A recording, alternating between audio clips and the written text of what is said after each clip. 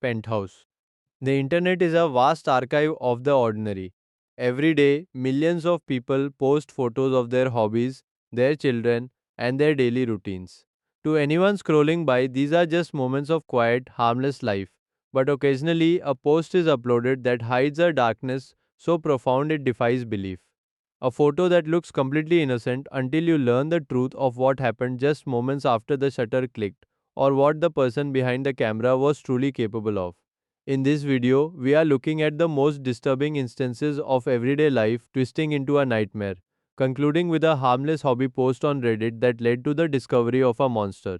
You won't believe the secrets hiding in plain sight story. 1. In May 2004, the neighbors of 53-year-old Oki Al-Kite in Aurora, Colorado, saw nothing out of the ordinary. Al was a successful project manager, a man of routine who rarely missed a day of work. But when he failed to show up for a Monday morning meeting, his colleagues grew worried. They called his sister, who requested a welfare check. When police arrived at the house, they were struck by how perfect everything looked. The home was spotless, almost as if it had been professionally cleaned just hours before. There were no signs of a struggle. That is, until they reached the basement. Downstairs, the investigators found a scene of unimaginable cruelty. Al had been subjected to hours of brutal torture before being stabbed over 20 times. The details were so horrific that authorities never released them to the public. As they pieced together the final days of Al's life, a name emerged: Robert Cooper. Al had been looking for a roommate and had rented his basement to a man by that name. A woman had even seen Cooper a few days earlier, a man who walked with a limp and used a cane.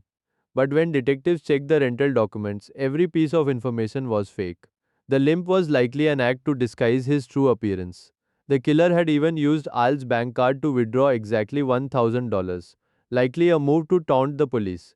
He was highly prepared, using a burner phone bought with cash and waiting 30 days to activate it so that CCTV footage of the purchase would be erased. To this day, the man known as Robert Cooper has never been identified, and the drop of blood found on the basement stairs remains a DNA profile with no name. A man invited a stranger into his home for a bit of extra company, only to find he had invited in a ghost who came only to destroy his story. 2. Elizabeth Barraza was known in her Tomball, Texas neighborhood as the brightest person anyone knew. She was a 31-year-old Star Wars superfan who spent her free time cosplaying as a stormtrooper to visit children in hospitals. On the morning of January 25, 2019, Liz woke up early to test up a garage sale. She and her husband were planning a trip to Disney World to celebrate their 5th anniversary, and the extra cash was for the vacation. At 6:58 am, just 4 minutes after her husband had left for work, a black truck pulled up near her driveway. A figure stepped out and approached Liz. Her doorbell camera captured the interaction. You hear Liz say a cheerful good morning to the stranger. She was treating it like any other start to a busy day. But the stranger didn't want to buy anything. Without a word, they pulled out a firearm and shot Liz 4 times at point blank range. The killer then ran back to the truck and vanished. There was no robbery. The killer took nothing. It looked like a professional hit, timed perfectly to the moment she was alone. Despite the clear footage of the vehicle and the person, no arrest has ever been made. A woman's final words were a kind greeting to her own executioner, recorded on a device meant to keep her safe. Story 3 on Reddit. There is an account under the name Killer Kun. Almost a year before its final activity, the owner posted a heartwarming photo of a baby boy. The child is holding a computer mouse to his ear like a telephone, and the caption reads, "My son thinks everything is a phone." It was the kind of wholesome content that makes the internet feel small and kind. But the story behind that account took a violent, reckless turn on October 3, 2017. The man behind the account was 27-year-old Christopher Kahn. That day, Christopher walked into a Walmart in Levittown, Pennsylvania, and tried to shoplift a $228 soundbar. When security confronted him, he panicked. He rushed to his car where his 2-year-old son, the same boy from the Reddit photo, was waiting. In his desperation to escape, Christopher threw the car into gear and sped away at an unsafe speed. He wasn't even being chased yet, but he was driving with a suspended license and under the influence of drugs. He tried to blow through a red light just a few hundred feet from the store. He T-boned another vehicle, causing his car to roll violently. Christopher was buckled in and survived with minor injuries. His son, the boy who thought a computer mouse was a phone, was not strapped in. He was ejected from the vehicle and died on the roadway. Witnesses saw Christopher get out of the car, look at his son's remains, and then flee on foot to hide in the nearby brush. A father's petty crime and drug-fueled panic turned a viral, wholesome memory into a permanent tragedy. Story 4. The morning of May 11, 2023. Storied as a routine shift for 63-year-old Nuet Lee.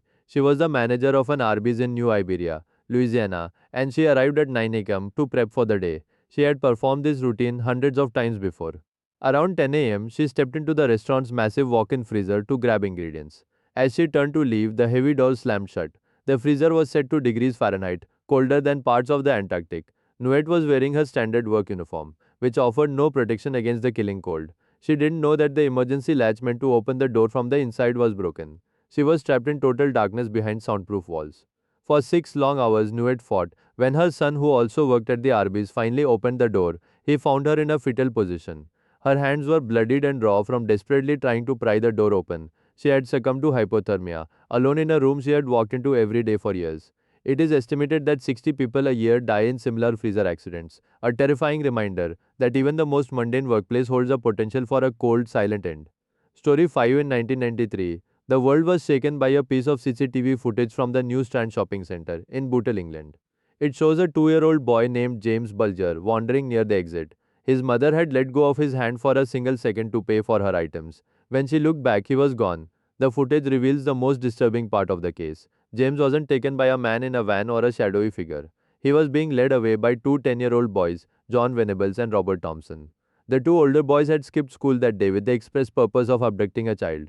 They led the toddler on a 2.5 mile walk through the streets, even as James cried for his mother. Multiple people saw them, but they assumed the boys were just siblings. They eventually led James to a secluded railway track. There they subjected the 2-year-old to an act of pure inhuman cruelty, inflicting 42 separate injuries before leaving his body. On the tracks to be hit by a train, hoping it would look like an accident. John and Robert became the youngest convicted murderers of the 20th century. During his confession, a 10-year-old John Venables told police, "I killed James. Will you tell his mom I'm sorry?" It remains one of the most haunting examples of how a split second of distraction can lead to a nightmare at the hands of those you would least expect. Story 6. On December 15, 1996, a man walked into a Baltimore police station with a story they didn't want to believe. He claimed his friend, a 41-year-old pallet factory worker named Joe Metheny, had asked him to help dispose of a woman's remains. When police arrived at the factory, they found the body of Kimberly Lynn Spicer. But as they interrogated Metheny, the horror grew exponentially. Metheny confessed to killing more than 10 people, stating he did it simply because he enjoyed the rush. But the most disturbing detail wasn't just the murders, it was what he did with the bodies. Metheny operated a grilled meat stand in the city. He claimed that when he ran out of beef or pork, he would process his victims and mix them into the meat he sold to the public. He even wrote a chilling note in prison. The human body tastes very similar to pork. So the next time you're riding down the road and you see an open pit beef stand, think about this story. While his claims of feeding people to the public were never confirmed in court, the missing remains of his other alleged victims left a haunting question for the residents of. Next,